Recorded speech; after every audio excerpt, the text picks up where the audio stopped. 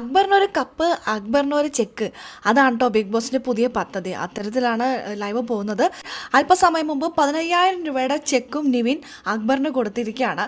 ഒളിപ്പിച്ച് വെച്ച സാധനമൊക്കെ കണ്ടുപിടിക്കുന്ന കാര്യത്തിൽ നിവിനെ വെട്ടിക്കാൻ മറ്റാരുമില്ലെന്ന് മറ്റാരേക്കാളും ബിഗ് ബോസിന് അറിയാം. അതുകൊണ്ട് തന്നെ ആയിരിക്കും ഒരുപക്ഷെ ബിഗ് ബോസ് ഈ ആഴ്ചയിലെ റേഷന്റെ കൂടെ 15,000 രൂപയുടെ ചെക്കും കൂടി വെച്ചത്. നിവിനാണെങ്കിൽ അതെടുത്ത് അങ്ങനെ തന്നെ അക്ബറിന്റെ കയ്യിൽ ഏൽപ്പിക്കുകയും ചെയ്തു. ദീർഘവീക്ഷണമുള്ള ബിഗ് ബോസ് ഇത് അറിയാഞ്ഞിട്ടായിരിക്കില്ല. നമുക്ക് വീഡിയോയിലേക്ക് പോകാം. ആദ്യമായിട്ട് കാണുന്ന പ്രേക്ഷകരാണെങ്കിൽ കൂടുതൽ ബിഗ് ബോസ് അപ്ഡേഷനായിട്ട് യൂട്യൂബ് ചാനൽ സബ്സ്ക്രൈബ് ചെയ്യാം.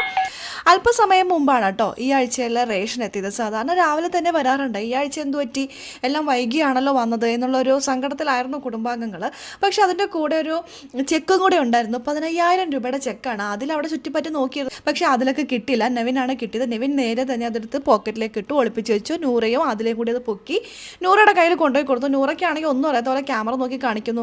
ഈ ചെക്ക് എന്ത് ചെയ്യണം എന്നൊക്കെ കോമൺ സെൻസോടുകൂടി ചിന്തിച്ചൂടെ? അത് ബിഗ് ബോസ് കൊടുത്ത ടാസ്ക് ആയിരിക്കും.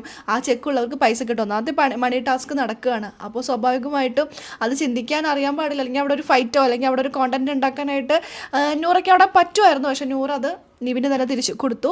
നൂറ് അവിടെ ഒരു കോണ്ടന്റ് ഉണ്ടാക്കാൻ ശ്രമിച്ചിരുന്നെങ്കിൽ ഒരുപക്ഷെ ബിഗ് ബോസിനൊരു കൺഫ്യൂഷൻ ആയാനെ. ലാലേട്ടൻ പറഞ്ഞതല്ലേ അവൻ ടാസ്കിൽ പങ്കെടുക്കാൻ പാടില്ലെന്ന്. പിന്നെ എന്തിനാ അവൻ എടുത്തു എന്നുള്ളൊരു വാക്ക് പോലും നൂറ് ചോദിച്ചില്ല. ബിഗ് ബോസിന് നേർക്ക് അങ്ങനെ ഒരു ചോദ്യം ചോദിച്ചിരുന്നെങ്കിൽ ബിഗ് ബോസ് മിണ്ടാതെ നൂറൊക്കെ ഒരുപക്ഷെ ചെക്ക് എടുക്കാൻ പറ്റിയാനെ. നൂറ് അവിടെ ഒന്നും അറിയാത്ത പോലെ നിന്നു. ആർക്കാണ് ഈ ചെക്ക് കൊടുക്കുന്നത് ചോദിച്ചപ്പോൾ നിവിന് അധികം ഒന്നും ആലോചിക്കേണ്ടി വന്നില്ല. ഞാൻ അക്ബറിനാണ് കൊടുക്കുന്നതെന്ന്. നൂറയുടെ കയ്യിൽ നിന്ന് ചെക്ക് വാങ്ങിച്ച് നേരെ അക്ബറിനെ കൊണ്ടുപോയി കൊടുത്തിരിക്കുകയാണ്.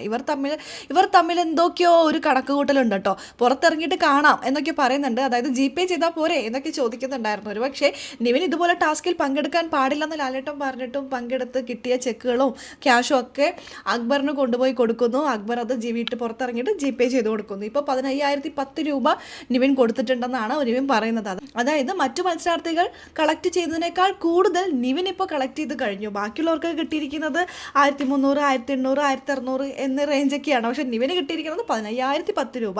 എന്തൊരു ടാസ്ക്കാണ് ഇപ്പോൾ നടന്നുകൊണ്ടിരിക്കുന്നത്. നമുക്ക് നോക്കാം ഇതെങ്ങനെയൊക്കെ പോകുന്നു. എല്ലാം കാത്തിരുന്ന് തന്നെ കാണാം കേട്ടോ.